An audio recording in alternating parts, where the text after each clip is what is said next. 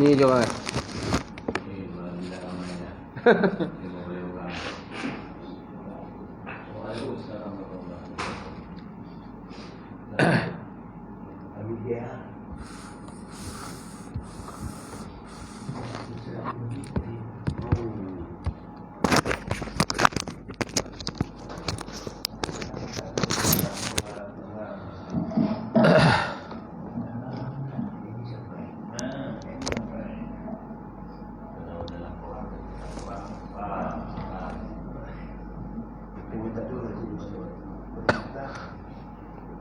InsyaAllah kita buka majlis pada pagi ini dengan sama-sama baca Alkitab.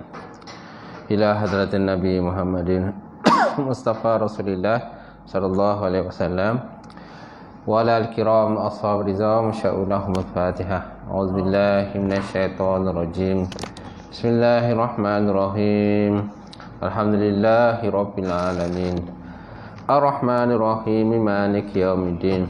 Iyyaka na'budu wa iyyaka nasta'in. Ihdinas siratal mustaqim. Siratal ladzina an'amta 'alaihim ghairil maghdubi 'alaihim waladdallin. Assalamualaikum warahmatullahi taala wabarakatuh.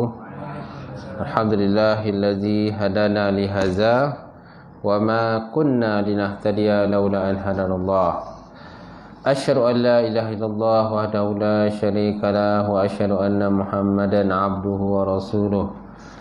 Allahumma salli wa sallim ala sayyidina wa nabiyina wa habibina wa maulana Muhammad imamil muttaqin wa qadudul mujahidin wa ala alihi wa sahbihi wa man da'a bi da'watihi wa sanna bi sunnatihi ila yaumil. Rabbi shrah li sadri wa yassir li amri wahlul 'uqdatam min lisani yafqahu qawli.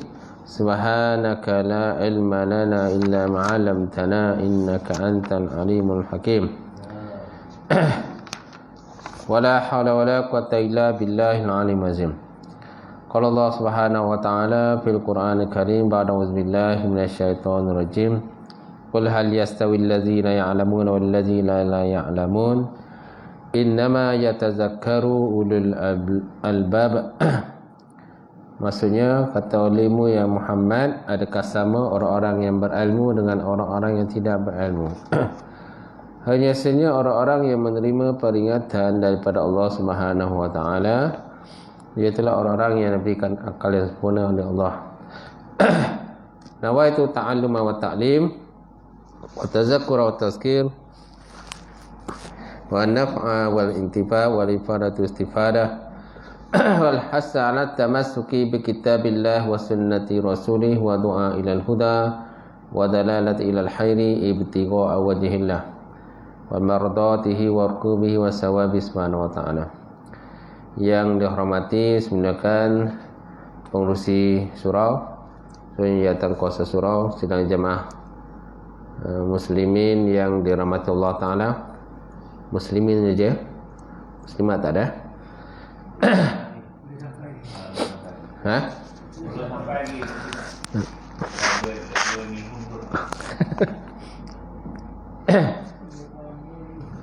Alhamdulillah, kita panjatkan puji dan syukur kepada Allah Ta'ala dapat bersama pada subuh pada pagi ni, insya-Allah.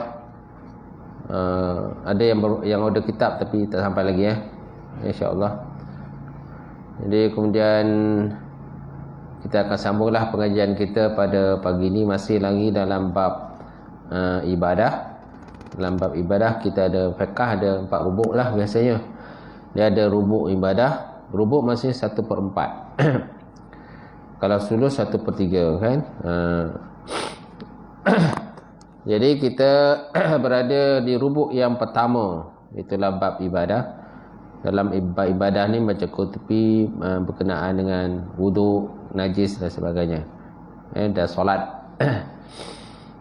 Dan insya-Allah kalau rubuk yang kedua biasanya berkenaan dengan muamalat. Muamalat mana urusan jual beli. Kemudian rubuk yang ketiga berkenaan dengan munakahat, nikah kahwin lah. Nikah kahwin, cerai, kan, poligami, kan, rujuk, kan, dan sebagainya. Kemudian yang rubuk yang keempat berkenaan dengan jinayat, bab jinayat. Itulah biasanya dalam fiqh ada 4 rubuk, dan setiap rubuk tu memang panjanglah pembahasan yang terdapat pada setiap rubuk. Baik, jadi pada pagi ini kita lihat tentang pembahagian najis qismus salis, kan, pembahagian yang ketiga. Hari itu tak bilian air najis, kan. Bahagian ketiga, masih lagi bahagian ketiga, itulah berkenaan dengan air najis. Baik. Jadi apakah dikatakan air najis? Bermaksud air yang jatuh najis ke dalamnya. Ma waqa'at fihi najasah. Ma waqa'at fihi najasah dalam bahasa Arab. Air yang jatuh najis ke dalamnya. Ini kerana pada asalnya air itu suci. Li'anal ma' fil asli tahir. Kerana asalnya air ini, pada hakikat sebenarnya air ini adalah suci. Kemudian datang najis. Datang najis, maka jadilah najis. Tak ada asal-asal kejadian air itu najis. Dia biasanya asal kejadian tu memang suci lah. Asal kejadian penciptaan air itu, asal-asal penciptaannya najis, air suci. Kemudian datang najis, kan, maka jadilah najis. Baik. Oleh itu apabila najis terjatuh ke dalam air, lalu dia mengubah warna atau rasa atau bau, kan, ghayyarat launuhu atau ta'muhu wa rihuhu, dia akan mengubahkan sama ada daripada sudut warna air ataupun rasa air ataupun bau ataupun rih ni baulah. Payatanajjasu, maka lalu dia bernajis. Lalu najislah. Mana perubahan tu daripada salah satu daripada 3. Kan dia kata au, kan, atau. Atau ni mana salah satu 3 lah. Sama ada berubah warna ataupun rasa atau bau, maka dia pun bernajislah. Sesuai dengan hadis Nabi SAW. Apa kata Nabi? Al-ma'ut tahur la yunajjisuhu syai'un illa ma ghayyara ta'muhu aw rihuhu. Rihuhu. Air itu adalah asalnya suci, lagi menyucikan. Ia tidak dinajiskan oleh apa-apa pun kecuali sesuatu yang boleh menyebabkan berubah rasa ataupun bau. Ubahkan rasa ataupun bau.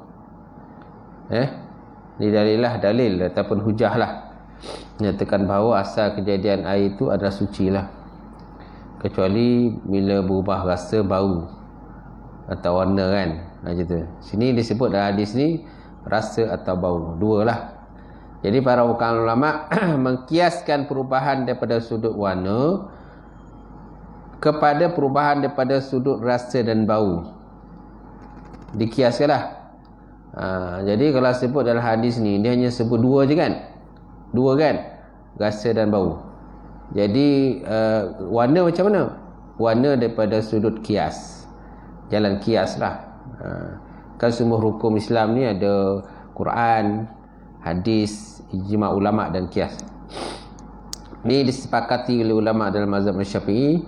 Mana 4 sumber rujuk kita: Quran, hadis, ijma' ulama' dan kias. Kalau kita berpegang dengan Quran, hadis saja, tak pakai ijma' ulama' dan kias, itu bukan dalam mazhab Syafi'i lah. Itu Wahabi. Wahabi biasanya Quran, hadis je. Kita ni ada ulama' sekali, ulama' dan juga kias, dengan jalan kias. Kalau sini daripada sudut kias lah. Qiyas ni maksudnya lebih pada perbandingan, persamaan daripada sudut perbandingan lah, ada persamaan. Jadi para ulama mengkiaskan perubahan pada sudut warna kepada bau daripada sudut rasa dan bau. Perubahan daripada sudut rasa dan bau. Jika najis masuk dalam air, itu mampu menyebabkan perubahan rasa, warna dan bau, maka ada dua keadaan tentangnya. So ada dua keadaan lah. Kalau seandainya berubah daripada rasa, warna atau bau, maka ada dua keadaan. Kena hidung tu maksudnya hidung yang tak tersumbat lah. Kalau kita nak rasa dari sudut bau, hidungnya tak tersumbat. Kalau hidung tersumbat, macam mana nak rasa? Betul juga orang yang tidak buta warna. Kalau orang buta warna, dia tak akan dapat perbezaan pada sudut warna pada air tu. Betul. Kemudian rasa. Rasa sama ada rasa melalui jari, tangan, kan? Jari atau apa. Tapi biasa rasa jari lah. Takkan nak rasa daripada sudut mulut. Betul tak? Kalau rasa daripada sudut mulut, macam mana lah? Ada siapa nak rasa ke? Tak ada kan? So biasa tak ada siapa nak rasa lah daripada menggunakan mulut. Biasa kita rasa menggunakan jari je. Jari kita rasa lah macam tu. Baik. Kemudian maka ada dua keadaan tadi. Pertama, jika air itu sedikit. Jika air sedikit, maka dia tetap menjadi najis dengan sebab najis masuk ke dalamnya. Tak kira sama ada najis itu banyak ataupun sedikit. Seperti percikan air kencing dan selainnya. Dan tak kira sama ada air itu mengalir atau tenang. Dia perubahan ni bergantung juga dengan kapasiti air lah. Pertama tadi dia berubah daripada rasa, warna dan bau. Kemudian perubahan itu juga bergantung kepada jumlah air. Dua keadaan tadi kan. Dia sama ada air itu sedikit ataupun air itu banyak. So maknanya kalau air itu sedikit, mana kurang daripada 2 kalah, maka menajislah dia. Tapi kalau air itu banyak, dia tak akan menajis. Kalau air banyak, dia tak akan menajis lah, gitu. Baik. Jika air sedikit, maka dia tetap menjadi najis dengan sebab najis masuk ke dalamnya. Tak kira sama ada najis itu banyak atau sedikit, seperti percikan air kencing dan selainnya. Dan tak kira sama ada air itu mengalir ataupun banyak. Sama ada yang mengalir tak, tapi air itu sedikit. Sedikit maksudnya kurang daripada 2 kalah. Kadar 2 kalah ada di sebelah tu. Kadar 2 kalah ada di muka surat 10. Iaitu kira-kira dalam 200 kilogram ataupun 200 liter lah. Setengah ulama mentafsirkan dengan kadar menyamai 204 kilo. Mana sebahagian lain taksirkan dengan kadar 192 kilogram kan. Macam tu. Atau sebelah lah nanti kita masuk. Kemudian yang kedua, jika air itu banyak dan najis masuk ke dalamnya tetapi tidak menyebabkan salah satu daripada sifatnya berubah, maka air itu tidak menjadi najis dan kekal dalam keadaan suci lah. Jika air itu banyak, maksudnya lebih daripada 2 kalah, dan najis masuk ke dalamnya tetapi tak menyebabkan salah satu daripada sifatnya berubah, lebih sikit daripada 2 kalah lah macam tu. Tapi sama ada kita lalu ke tak lalu lah, nak ambil wuduk kat situ. Contohlah ada najis tai kan, tai manusia lah. Kalau tai cicak ni mungkin tak nampak sangat. Kalau si manusia seketul dalam tu, walaupun air tu mungkin lebih pada 2 kolah, lebih sikit lah daripada 2 kolah kan. Air tak berubah, tapi mungkin tuan-tuan tak selera lah. Kalau orang tengah makan pun hilang selera. Orang tengah makan nasi kan, tiba-tiba ada benda tu dalam kolah kan, benda tu, maksudnya hilanglah selera makan, tertutup terus. Selera makan tuan-tuan. Gitu. Baik, garis pemisah antara sedikit dan banyak adalah seperti ditetapkan oleh baginda Rasulullah sallallahu alaihi wasallam, iaitulah kadar 2 kolah. Kadar 2 kolah. Dalam hal ini Nabi SAW telah bersabda, "Iza balagal ma'u kullataini fa innahu la yahmilul khaba'is." Apabila telah sampai kadar 2 kolah, maka ia tidak menanggung kotoran. Dia tak tanggung kotoran. Dalam lafaz yang lain menyebutkan bahawa ia tidak dinajiskan oleh sesuatu pun. Sesuatu pun tak akan menajiskan lah. Cuma kadar itulah, kadar 2 kolah tadi lah. Bukan dalam 200 liter. 200 liter banyak mana? Banyak. Wak macam tahu je. Macam mana Wak? Wak, kalau 200 liter ni besar ni tak? Lebih? Sonyap lah dah.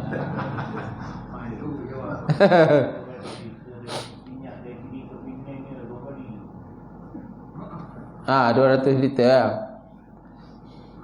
Kadar 2 kolah. Biasa tak adalah besar sangat pun.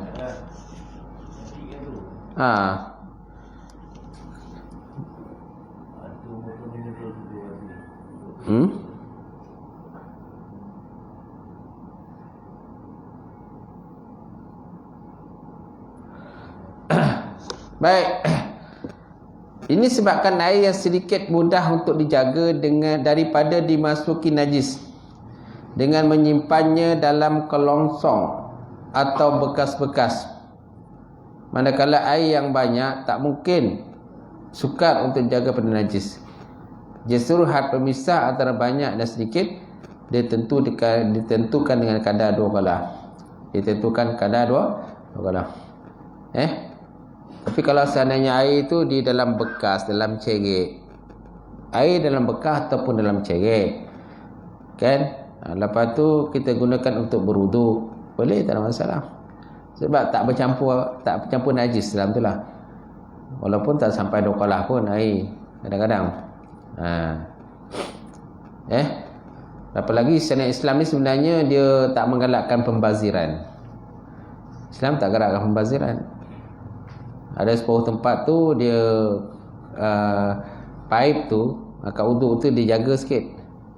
Dia jaga, dia kecilkan, jangan besar sangat. Ada satu tempat dia tak jaga. Mencurah-curah air masuk, air keluarkan, kita angkat uduk tu.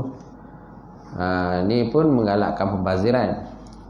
Islam tak menggalakkan pembaziran lah. Tapi kalau air kecil pun kadang ada orang bongih juga. Kocik pun air kan, nak angkat uduk susah. Tapi sebenarnya Islam menekankan kepada jangan ada pembaziran, israf. Kerana kat situ pun ada pembaziran dalam kita mengangkat uduk tu. Kalau saya punya arwah apa tu, Pak Mutua dulu, kan, arwah Pak Mutua dulu, dia punya tempat angkat uduk tu, kan, dia botol apa tu, tong yang besar tu, kan, lepas tu dia tebuk kat tepi dia. Tebuk kat tepi dia. Lepas tu adalah dia punya macam pipe kecil je. Dengan pipe kecil tu lah dia gunakan untuk angkat uduk. Gitu. Dia tak angkat uduk daripada pipe terus. Kan kita biasa angkat uduk daripada pipe terus, mencurah air keluar kan. Oh, seronok kan. Oh, sedap air mencurah.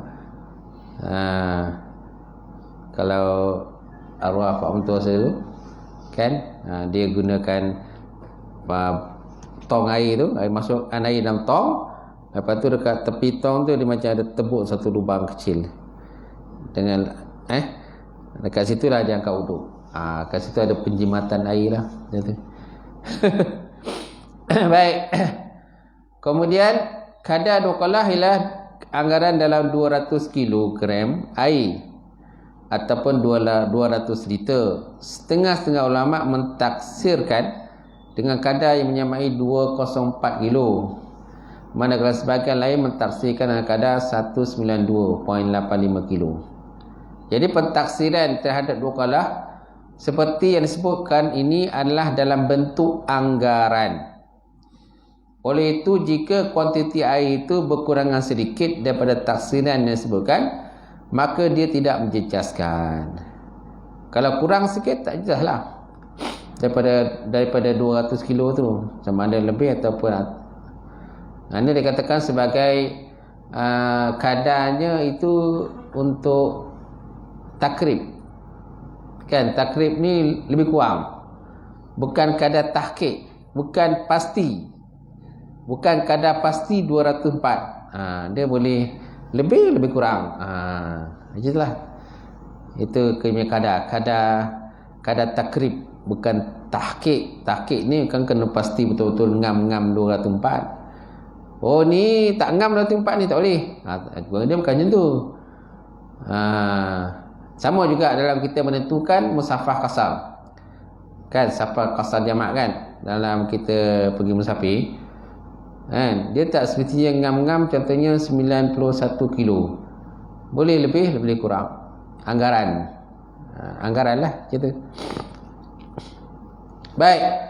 Kemudian jika najis itu tidak dapat dilihat oleh pandangan mata kasar seperti debu baja, maka dia tidak menyebabkan air menjadi najis. Nampak? Kalau benda tu kecil sangatlah, halus lah, tak nampak kan, maka dia tidak akan menajiskan. Begitu juga jika najis itu adalah bangkai binatang yang tidak mengalir darah seperti lalat, maka dia tidak menyebabkan air najis. Dia tak najis lah.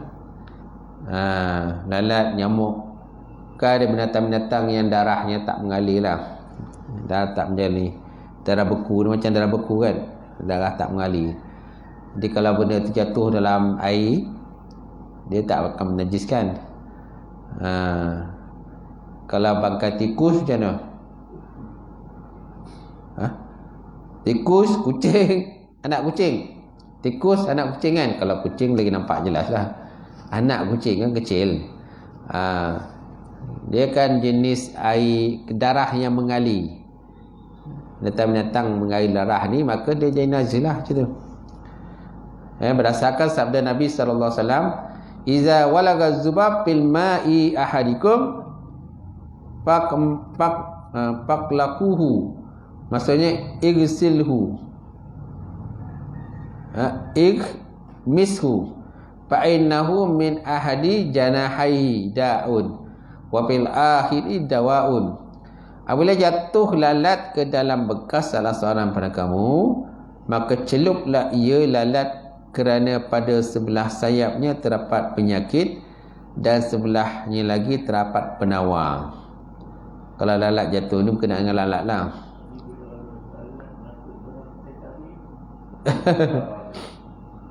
Dengan lalat dia makan sendiri, minum sendiri. Tapi biasalah kalau lalat masuk dalam air ni, biasa orang memang tak nak minum lah. Tapi kalau minum pun tak ada masalah.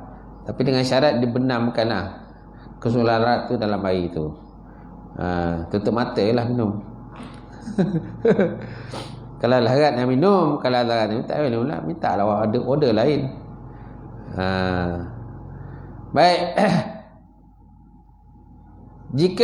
Tetapi jika najis itu terlalu banyak sehingga menyebabkan air tersebut berubah, maka air itu menjadi najis. Najis itu terlampau banyak menyebabkan air berubah. Dia berubah daripada sudut 3 tadi kan, sama ada rasa, warna ataupun bau. Sedangkan dalilnya berkenaan dengan rasa dan bau aja. Jadi pada warna macam mana? Itu daripada sudut kias tadi kan. Kan sebut di sebelah tadi, al-ma'u tuhur la yunajjizuhu syai'un illa ma ghayyara ta'muhu wa rihu. Air itu suci dan mencikan. Dia tidak dinajiskan oleh apa-apa kecuali sesuatu yang boleh menyebabkan ubah rasa ataupun bau. Habis dalam hadis tak sebut pun tentang warna. Warna tu daripada sudut kias. Kalau sebelah tadi kan, ke atas sebelah tu. Baik. Kita kembali pada tadi. Tetapi jika najis itu terlalu banyak sehingga menyebabkan air tersebut berubah, maka air itu menjadi najis. Maka air itu jadi najis lah. Sampai ni.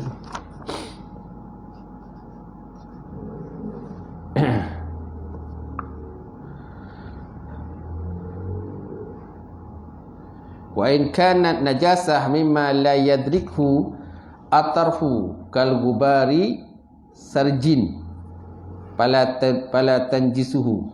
Kata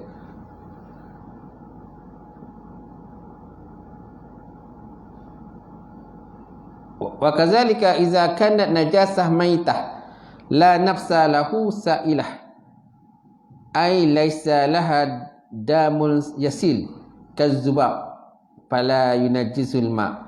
Kata demikian lagi apabila air tadi jatuh bangkai yang tiada berdarah yang mengalir lah, seperti zubab, seperti lalat, maka dia tidak akan menajiskan air tadi. Dalilnya ialah seperti hadis Nabi tadi, iza waqa'a zubab bil ma' ahadikum, maka apabila lalat tadi jatuh dalam air salah seorang pada kamu, maka celuplah ia lalat kerana pada sebelahnya terdapat sayap yang ada penyakit dan sebelah lagi sayap yang menjadi penawar kepada manusia lah, kalau seandainya kita terminum lalat. Gitu.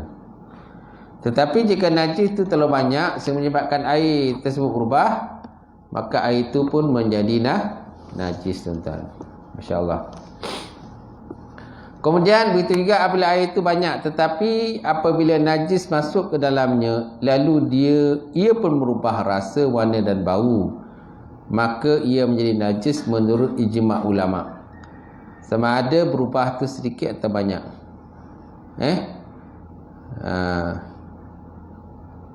Jadi kalau air itu banyak pula, tetapi bila najis yang jatuh ke dalamnya tadi merubahkan rasa dan bau air, rasa, warna dan bau air, maka dia jadi najis. Sama ada perubahan tu banyak ataupun sedikit lah. Jadi air yang najis tak boleh dibuat bersuci sama sekali.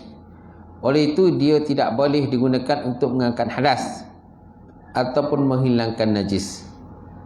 Air yang bernajis tak boleh dibuat bersuci, kecuali air itu disaring, ditapis mulalah. Saring dan ditapis. Sebab ada negara-negara dia ambil dia ada tempat-tempat tertentu air kumbahan tu ditapis mulalah, disuling balik. Air kumbahan tu suring, ditapis mula. Mana benda air, sebab asal kejadian air tu dia suci. Asalnya suci kan. Dan datang najis. Najis itu sebenarnya dia tak bercampur dengan air tu. Daripada sudut hakikat dia, najis dia tak bercampur dengan air tu. Daripada sudut hakikatnya lah. Walaupun daripada sudut zahirnya nampak dia bercampur. Daripada sudut mata kasar kita nampak benda tu bercampur lah. Tapi pada sudut kalau kita lihat melalui mikroskop dan sebagainya, dia tak bercampur benda tu. Jadi benda itu disuling semula, ditapis balik najis tu, dipisahkan najis itu daripada air, hakikat air tu. Itu kata sebagai ulama kata boleh. Boleh digunakan untuk berwuduk, untuk minum dan sebagainya. Sebab ada negara-negara yang begitu. Malaysia ada buat macam tu. Singapura kan, kalau silap saya Singapura lah, sebab masalah air. Jadi mereka ambil air daripada air kumbahan tu, ditapis mula lah, suling balik. Kan? Sebab asal hakikatnya najis tu dengan air tu asalnya dia asal hakikat dia tak bercampur. Dia asal hakikat tak bercampur, kan? Maka dipisahkan benda tu melalui proses dia, kan? Proses penyulingan tu dipisahkan, maka yang kekal tu air. Sedangkan benda yang najis tu dah dipisahkan, dihasilkan tempat lain. Dia dekat situlah maka dia boleh digunakan untuk berwuduk, kan? Untuk bayi minum, kan? Dan juga untuk pula manusia lah gitu. Tapi Malaysia tak ada buat lah, sebab Malaysia ni banyak air. Malaysia banyak air, betul tak? Gitu.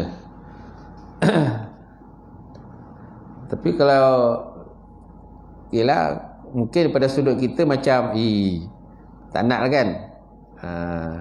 Tapi kalau dalam keadaan terdesak, memang tak ada air lain tu, ya air ada.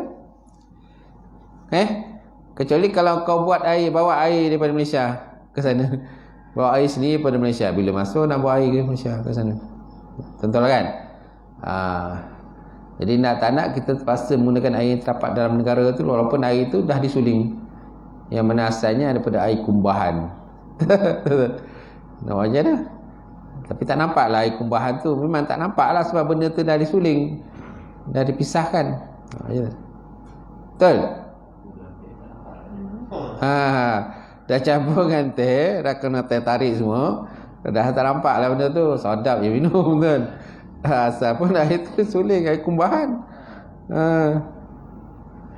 Sebab hakikatnya benda tu tak bercampur sebenarnya, kan?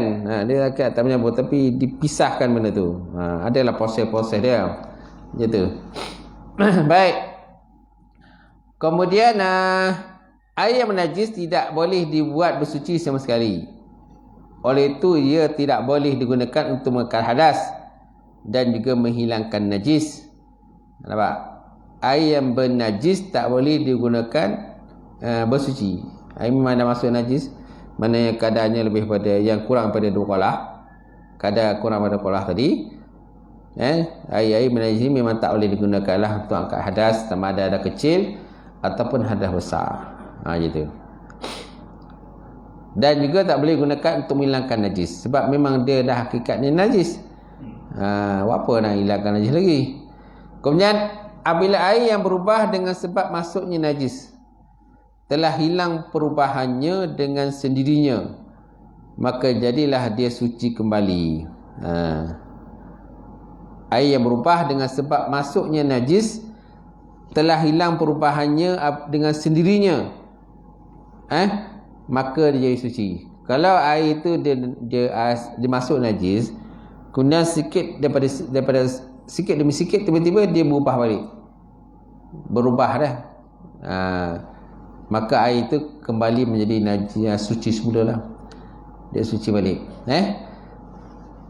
Tengok balik, air yang berubah dengan sebab masuknya najis telah hilang perubahannya dengan sendirinya, maka jadilah dia suci kembali. Nampak? Dia suci balik lah. Bila dah masuk najis dalam tu, tapi dalam masa yang lama-kelamaan hilang, kan? Daripada sudut warna baru tu dah tak ada dah, maka dia menjadi suci semula. Tapi biasanya makan masa lah.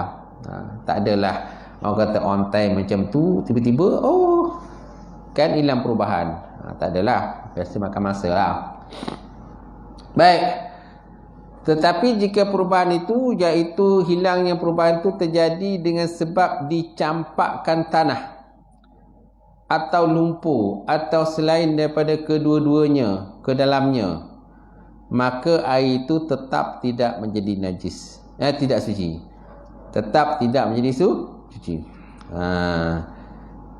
Ulang semula. Tetapi jika perubahan itu, iaitu hilangnya perubahan itu terjadi dengan sebab dicampakkan tanah atau kapur,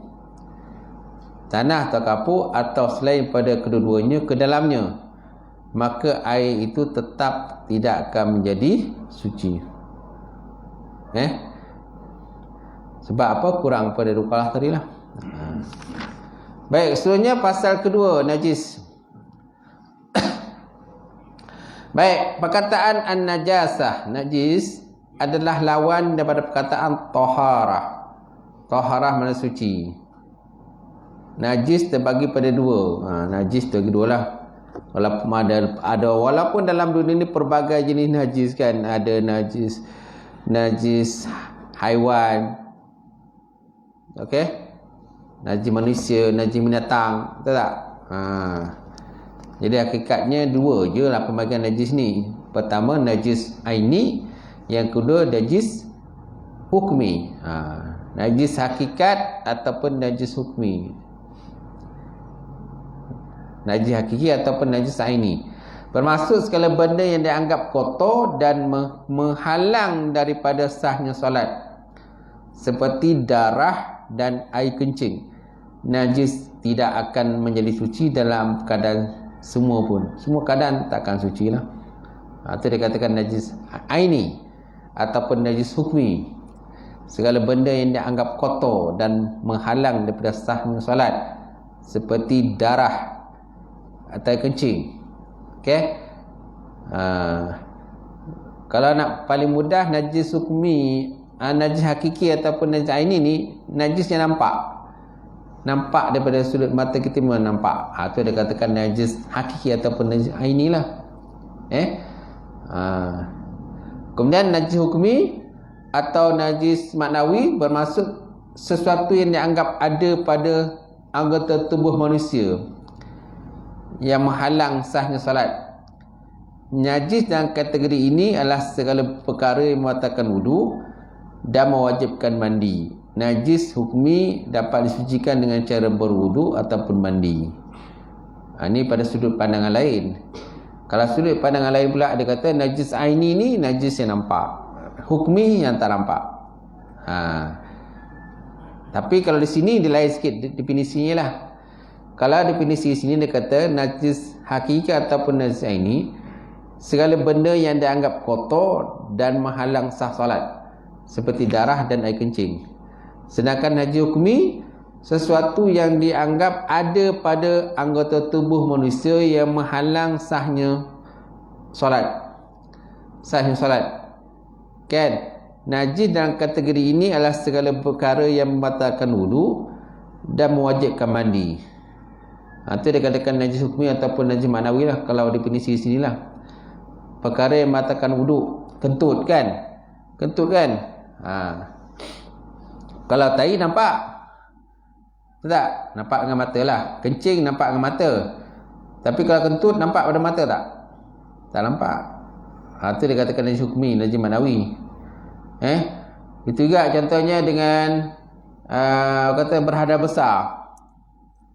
Berhadap besar kan? Iaitu bersetubuh. Betul kan? Bersetubuh. Benda tu tak nampak. Orang lain tak nampak, orang tu nampak. Betul tak? Ada betul. Dia rasa. Okey. Rasa apa? Apa benda yang rasa? Tuan, apa benda yang rasa tu?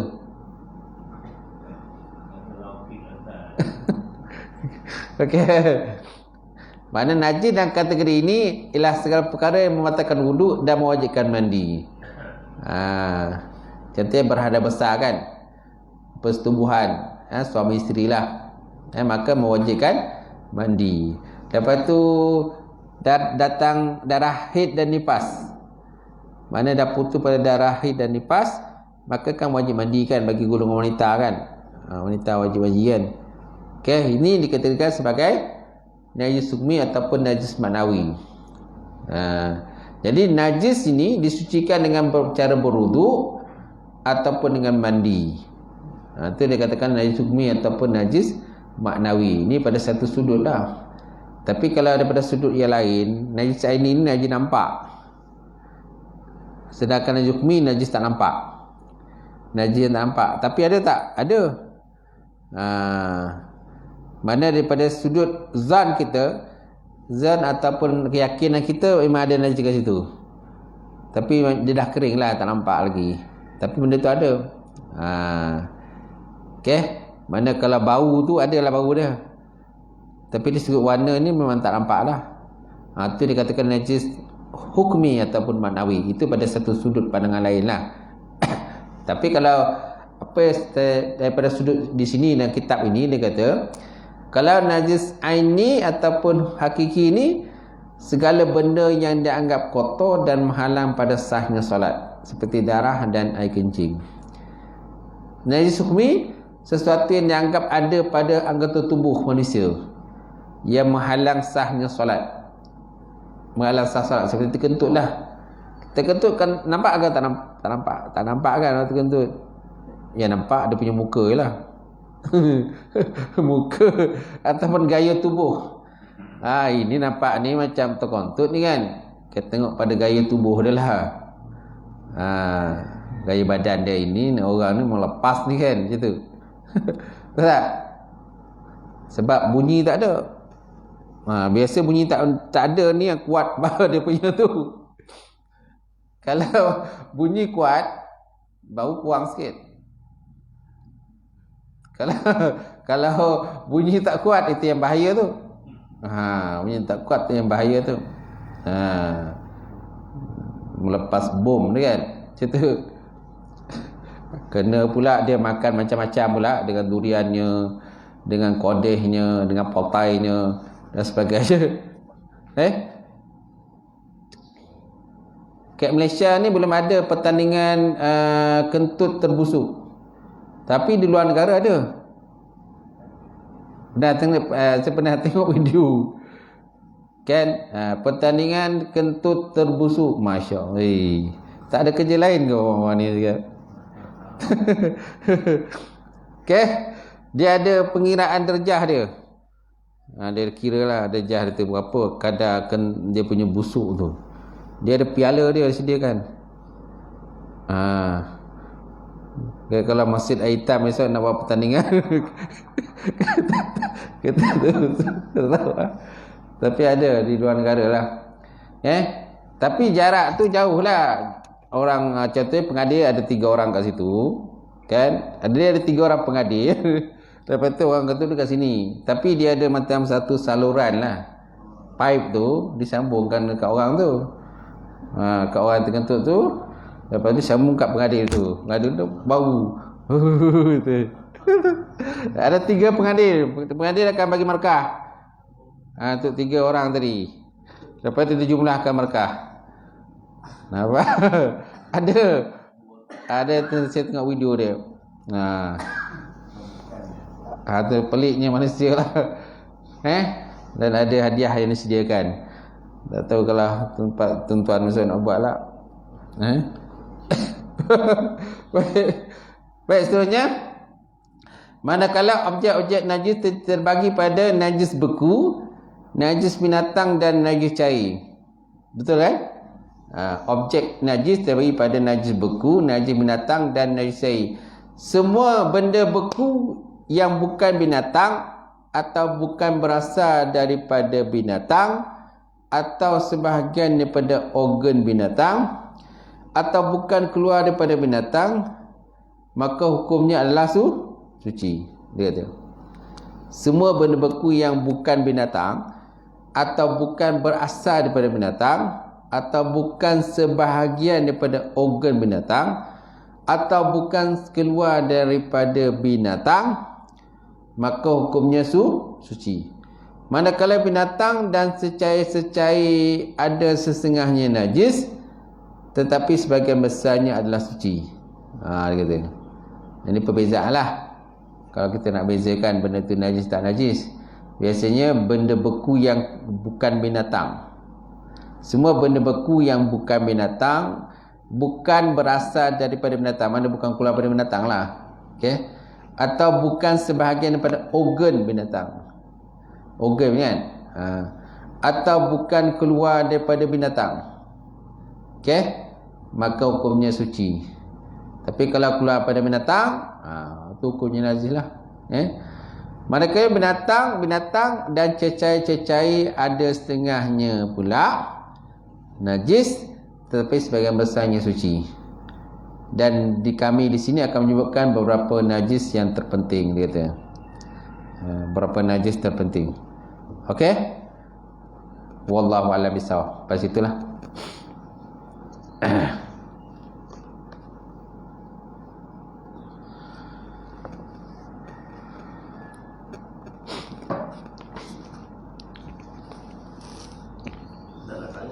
Yep.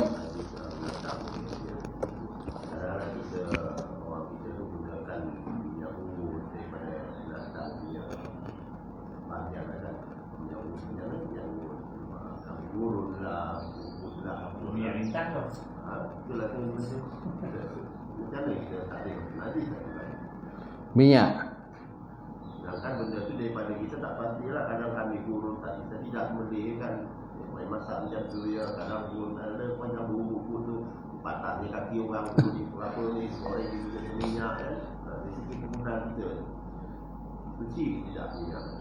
Kalau kita yakin benda tu daripada binatang yang tidak disembelih, kan, maka najis lah. Najis lah kalau sana kita dia memang campuran daripada binatang yang tidak sembelih, kan, maka najis lah. Tak kisahlah benda tu boleh makan ke tak boleh makan dan sebagainya. Tapi kalau yang jenis yang tak boleh makan tu memang lagi najis lah. Tapi kalau binatang tu boleh dimakan cuma tak disembelih secara syarak, tetap najis. Tetap najis lah. Dia kena sembelih secara syarak, barulah tidak najis. Cuma masalahnya kita macam mana kita nak confirmkan benda tu jelah. Nak kena tanyalah orang yang buat tu macam mana.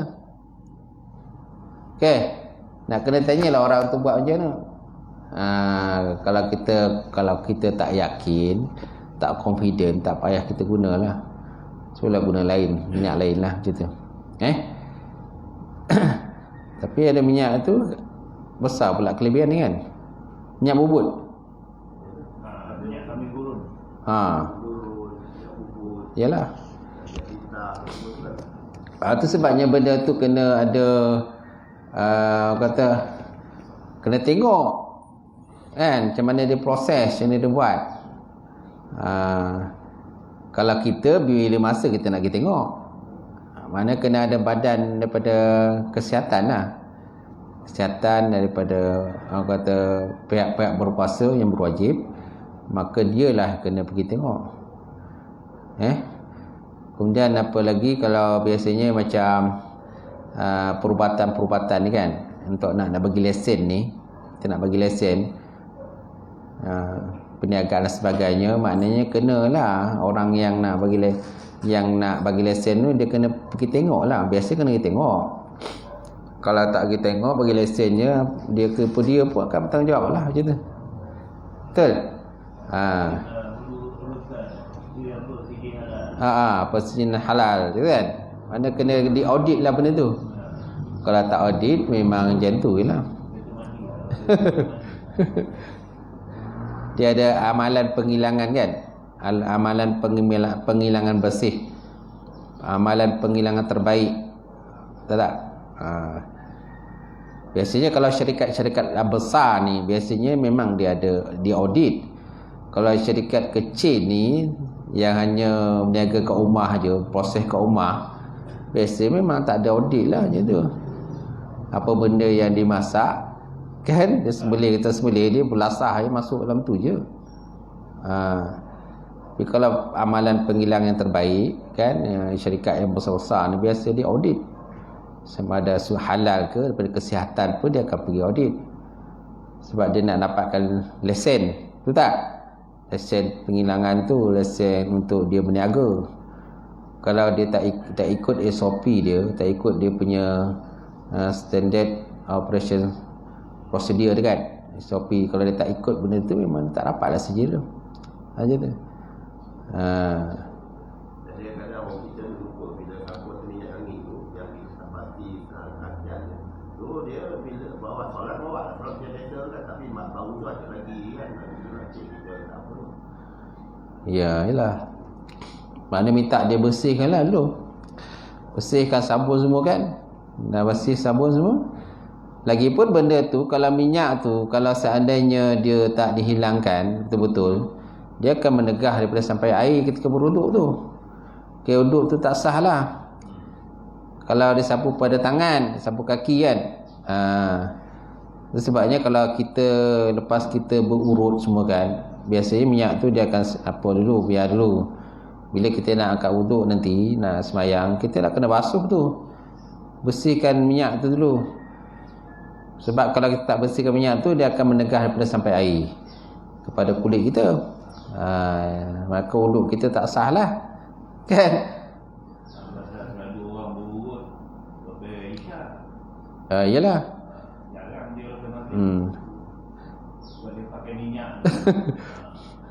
Masalah aja nak pakai copek. Masalah nak pakai copek. Kan? Dia tak tunggu syak nak pakai. Tu ya payah tu. Orang tak ada obat ini, orang tak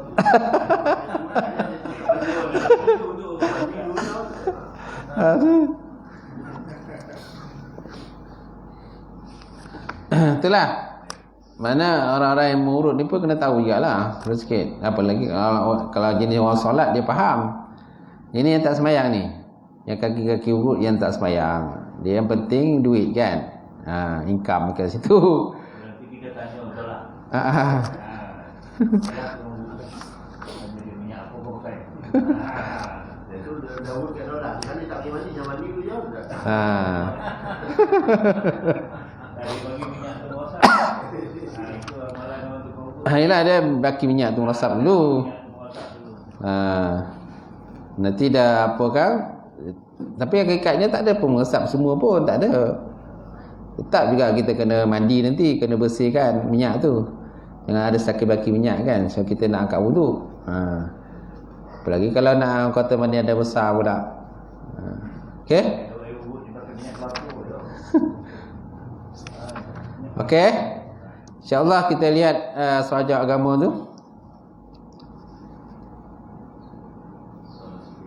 Soalan 10. Muka surat 88 Apakah sumber rujukan tasawuf? Okey, apakah sumber rujukan tasawuf? Ilmu tasawuf pada peringkat awal kemunculannya merupakan akhlak agama. Oleh itu secara tak langsung sumbernya adalah daripada Islam. Iaitulah merujuk pada Quran dan Sunnah, dan juga hal keadaan para sahabat serta kata-kata mereka. Hal keadaan sahabat mana asar sahabat lah. Hal keadaan sahabat ataupun kata-kata sahabat, asal sahabat. Itu sebab asal sahabat ni pun boleh jadikan sebagai sumber hukum juga. Semua hukum kita Quran, hadis, ijma' ulama' dan qiyas. Kata-kata sahabat macam mana? Boleh tak? Boleh juga dia semua hukum. Tapi tak sepakat ulama' lah. Ada mazhab-mazhab menggunakan kata-kata ulama' sebagai sumber hukum. Ada yang tak pakai. Ada yang tak pakai lah. Macam kita ni, kita mazhab Syafi'i ni pakai lagi kata-kata sahabat. Tapi bukan untuk berhujah lah. Hanya untuk amalan kita sendirilah. Kalau asar sahabat, dia kata asar kan, asar. Alif, sin, asar. Alif, saro, asar. Asar ni kalau dalam tulisan Umi A-T-H-E-R, asar. A-T-H-E-R, atas sahabat. Asar ni mana kata-kata sahabat. Kata-kata sahabat ni dia tengoklah. Kalau kata-kata sahabat ni ada dikuatkan disokong oleh hadis yang sahih, walaupun dia kata sahabat tapi dia disokong oleh satu hadis yang sahih, maka boleh kita ambil kata-kata sahabat tu sebagai sumber hukum juga. Ataupun ada disokong oleh ayat Quran, maka kuatlah kata sahabat tu. Tapi kalau kata sahabat tu dia tak kuat dengan sebab dia tak ada sokongan lain, tak ada hadis atau hadis sahih ataupun Al-Quran yang menyokong dia, maka katakan sahabat tu kita bolehkan untuk beramal untuk diri kita sajalah. Tak boleh kita nak hujah dengan orang lain. Kita tak boleh nak hujah. Tapi kalau sumber untuk hujah ni mestilah Quran dan hadis yang sahih lah. Tapi kalau hadis yang tak sahih, boleh kita beramal lagi. Banyak kitab-kitab ulama yang dikarang. Ulama-ulama dulu dia karang. Kadang dalam tu masuk dia ada yang masuk. Boleh lagi beramal. Contohnya kitab Jauhar Marhum kan. Saya pernah ada ngajar kitab Jauhar Marhum yang dikarang oleh Syekh Ali Abdul Rahman Al-Kelantani itu. Dia masukkan juga dalam tu. Kadang ada hadis yang dhaif pun masuk juga. Walaupun ada dhaif boleh gunakan untuk beramal kita sendiri lagi, boleh. Dan tak boleh berhujah dengan orang lain. Gitu. Baik. Membenarkan para sahabat tidak melakukan sesuatu melainkan mengikut petunjuk Quran dan hadis, maka sumber asasi bagi tasawuf sebenarnya kembali kepada Quran dan sunnah. Nampak? Mana kata sahabat ni kita boleh pegang, tetapi mesti ada sokongan. Disokong oleh Quran ataupun hadis Rasulullah sallallahu alaihi wasallam, boleh kita gunakan untuk berhujah. Dan juga untuk kita tasawuf.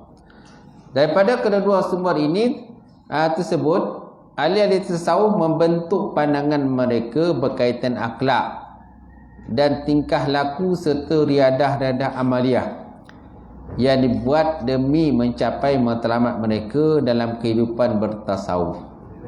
Imam At-Tusi dalam kitabnya Al-Luma'. Kitab Al-Luma' ni dia kitab tasawuf jugalah, tapi ada juga kitab Luma' untuk bincang pasal usul fiqh pun ada. Ada satu kitab tu kitab Al-Luma'. Lam mim ain Al-Luma'. Kitab Al-Luma' ni dia bicara tentang usul fiqh. Dia ada satu kitab juga. Luma' juga namanya. Ini ulama' juga. Ulama' Luma' juga. Tapi bincang berkenaan dengan tasawuf. Jadi Imam Tusi dalam kitabnya Al-Luma' menyatakan bahawa golongan sufi menitik beratkan tentang akhlak mulia dan berusaha untuk mempertingkatkan martabat mereka dengan amalan-amalan yang mempunyai kelebihan. Mereka melaksanakannya kerana menuruti petunjuk Nabi sallallahu alaihi wasallam dan para sahabatnya serta orang-orang yang mengikut jejak langkah mereka. Dan kesemua ilmu itu terdapat dalam kitab Allah, mana dalam Quran lah. Jadi orang sufi ni dia menitik beratkan tentang akhlak mulia. Akhlak daripada sudut akhlak lah, kan? Mana kalau orang tak ada akhlak ni macam kau ni tak ada tasawuf langsung kan. Dan berusaha untuk mempertingkatkan martabat mereka dengan amalan-amalan yang mempunyai kelebihan. Mereka melaksanakannya kerana menuruti petunjuk Nabi dan para sahabat serta orang-orang yang mengikut jejak langkah mereka, dan kesemua ilmu itu terdapat dalam kitab Allah, mana Quran lah. Berdasarkan analisis tentang teori tasawuf, seorang ahli tasawuf melalui satu jalan untuk menuju kepada Allah Ta'ala naklah bermula dengan melakukan mujahadah nafsi, memahajah diri, dan seterusnya melalui beberapa peringkat yang dikenali sebagai maqam, dan hal tersebut berakhir dengan makrifat terhadap Allah Ta'ala yang merupakan kepada penghujung jalan. Penghujung jalannya makrifat. Yang lain tu wasil. Wasil ni maknanya jalan menuju kepada Allah Ta'ala. Atau jalan menuju kepada Allah Ta'ala ni akan melalui berbagai makam. Dia ada makam, makam zuhud, makam sabar, makam khauf, takut pada Allah, makam rajak, makam mengharapkan, sentiasa mengharapkan kepada Allah Ta'ala lah. Kemudian ni mesti melalui mujahadah diri, melawan hawa nafsu. Melawan hawa nafsu dan keinginan kita lah. Apa keinginan nafsu? Makan, kan? Makan kuat. Kan? Keinginan nafsu lah. Maka dia kena kurangkan. Bila kita kurangkan tu, itu dikatakan mujahadah nafsu. Mujahadah diri lah. Macam tu. Keinginan kepada harta benda, pangkat, kedudukan, tahu tak? Anak pinak, kan? Semua dah tu. Mana bab-bab dunia ni lebih kepada keinginan nafsu kita. Benda dunia lah. Kalau kereta dah ada sebiji, nak tambah kereta sebiji lagi. Kalau rumah dah ada sebiji, nak tambah rumah 2-3 biji lagi. Kedai kalau ada sebiji, tambah lagi kedai, kan? Mana itulah keinginan nafsu kita lah. Dalam bab dunia ni, apa yang tak nak nafsu, semua nafsu. Makan, kan? Kalau nak makan tu semua nak makan sedap je. Kalau bagi makan tak sedap, nak tak? Tak nak. Biasa kalau kita pagi-pagi gelap dulu nak pergi makan, kita tengok mana yang sedap. Itu keinginan nafsu lah tu. Keinginan nafsu kita, kan? Tapi kalau dalam bab tasawuf ni dia kena kurangkan benda tu. Makan pun tak banyak. Makan pun kalau kita biasanya sehari berapa kali kita makan? Subuh, lepas subuh makan. Sarapan pagi kan. Lepas tu kan pukul 10 kan makan lagi. Kan tengah hari kan makan lagi. Petang kan minum teh tarik pula. Teh canai semua. Kan malam kan makan lagi, kenduri lagi. Tengah malam kan terkejut makan lagi. Memang kita ni biasa makan kan. Yalah. Itu nafsu tu. Jadi orang yang tasawuf ni dia kena kurangkan benda tu. Kena kurangkan. Itu dia katakan mujahatun nafsi. Nak jadi orang tasawuf ni kena kurangkan makan. Bukan tak makan langsung, makan tetap makanlah. Tapi dia kena kurangkanlah makanan tadi. Dia betul-betul nak jadi orang tasawuf. Baik. Dan seluruhnya melalui beberapa peringkat yang dikenali sebagai makam. Dan hal tersebut berakhir dengan makrifat kepada Allah yang merupakan penghujung jalan. Okey.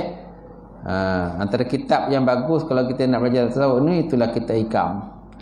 Kitab Hikam ni bagus kalau nak belajar tasawuf. Banyak benda yang dibincang lah gitu. Kitab Hikam yang dikarang oleh Syekh Ibnu Athaillah As-Sakandari. Ibnu Athaillah As-Sakandari sengaja kitab tasawuf tu di Masjid Tengku Besar Tampin kuliah subuh. Sebulan 2 kali lah. Nak habis dah kita tu. Baguslah pembahasan dia. Pembahasannya sampai kepada tingkatan pembahasan berkenaan wali Allah Ta'ala pun dibahas jugalah. Makam orang sedikin, kemudian orang afana billah, kan, makam fana, makam baqaq dan sebagainya memang ada dibahaskanlah berkenaan dalam kitab pembahasan Kitab Hikam ni. Hikam ni mana kata-kata hikmah. Kata-kata hikmah lah teman-teman, hikam. Dia jamak daripada hikmatun. Hikmatani hikam. Mana kata-kata yang berhimah. Kalau kita lihat pada sudut kata-katanya macam tak faham, tapi bila tengok isyarahnya, kan lain pula pemahaman dia. Kita tengok pada matan dia, seolah seperti pahaman yang kita faham macam ni. Bila tengok isyarahnya, lain pula pemahaman dia, lain pembahasan dia. Masya Allah, memang tinggilah pembahasan mengenai Kitab Hikam ni. Baik, kemudian makam yang dimaksud di sini ialah makam hamba di hadapan Allah Ta'ala terhadap ibadah, mujahadah, riadah lakukan. Contoh makam ialah contoh makam taubat, zuhud, wara', tawakal dan sebagainya. Itu dia makam lah tu. Okay? Makam taubat, makam zuhud, wara', tawakal, buruk baik sangka baik, apa lagi? Sabar, benar. Boleh katakan orang kata segala sifat-sifat mahmudah, sifat-sifat baik ni, kan, itu dikatakan sebagai makam daripada sudut tasawuf lah. Tapi kalau kita belajar bab akhlak kan bab adab ataupun akhlak, dia tak sebut makam. Dia kata bab sabar, bab zuhud, kan, bab takut, khauf, takut pada Allah. Dia tak sebut makam. Tapi kita belajar tasawuf, kita sebut makam dah.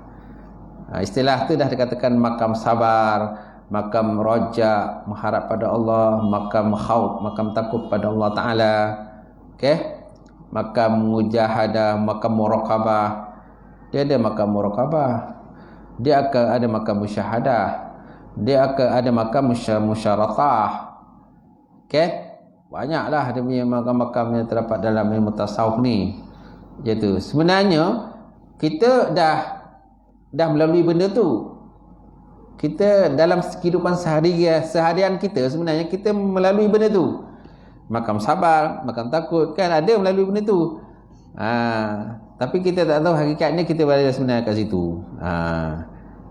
Sedang kita melalui setiap hari, kita akan melalui makam sabar. Betul? Kita melalui, kita akan melalui makam zuhud.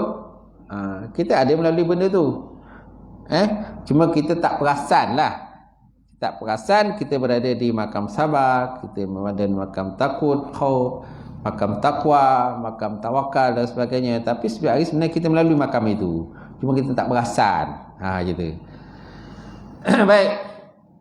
Sementara hal pula ialah apa yang terletak di hati daripada kejenihan dan juga kesucian ingatan.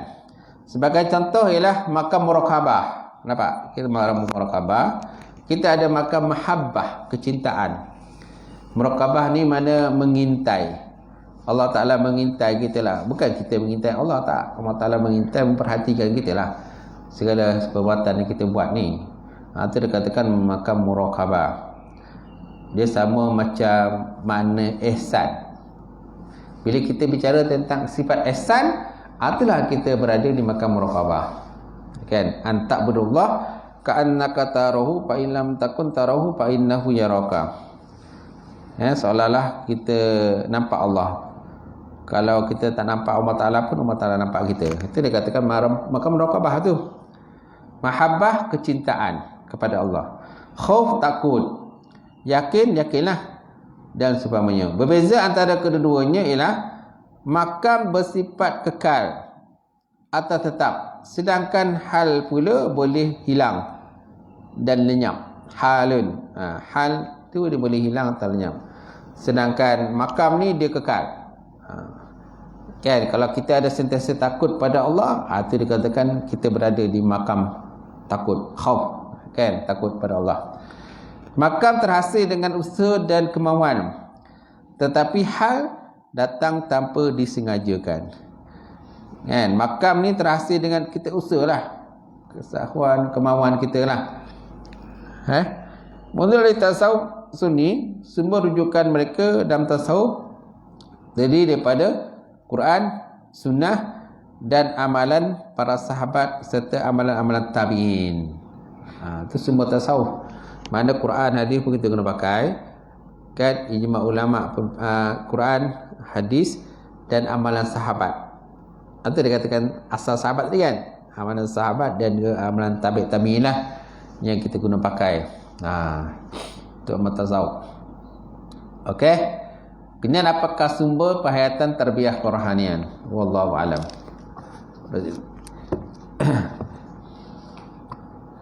Cukuplah sejam. Kalau lebih-lebihkan tuan sakit lutut pula. Tu pun dah sakit lutut. Duduk lama-lama kan. Muda-muda dulu tak kisahlah duduk bersama lama-lama. Dah umur macam ni, semua dia tarik kan. Kita tak buat. Tapi buat steady je. Dia bersela steady, nampak? Umur awak apa? Baru lagi? 42. Apa tu? 80 lebih lagi. 80 lebih. Seller steady ni pak. Orang muda pun kena seller pun tak boleh seller lama-lama. Dia dah pakai tu. Pakai.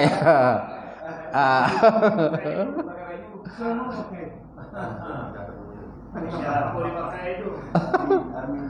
Pakai apa pak? Ada pakai apa? Banyak saya. Boleh share? Bolehlah share gitu. Apa boleh dipakai kan dia tu? Okay, habis wallahu alam. Auzubillahi minasyaitonir rajim. Bismillahirrahmanirrahim. Alhamdulillahirabbil alamin wassalatu wassalamu ala asyrafil mursalin wa ala alihi washabbihi ajmain.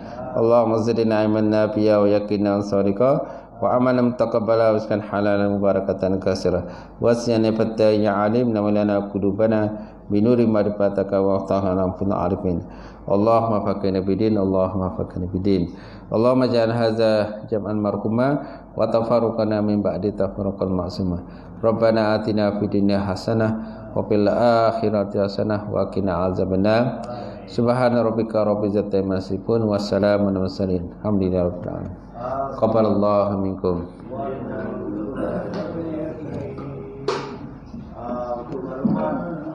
Dilarang balik sebelum minum, kena minum dulu air. Kawan kita dah tuangkan dalam gelas. Jadi cukup semua minum dulu. Cukup dulu. Slow. Ustaz minum Ustaz. Tutup. Nah, dia ada yang origin, yang Cukup.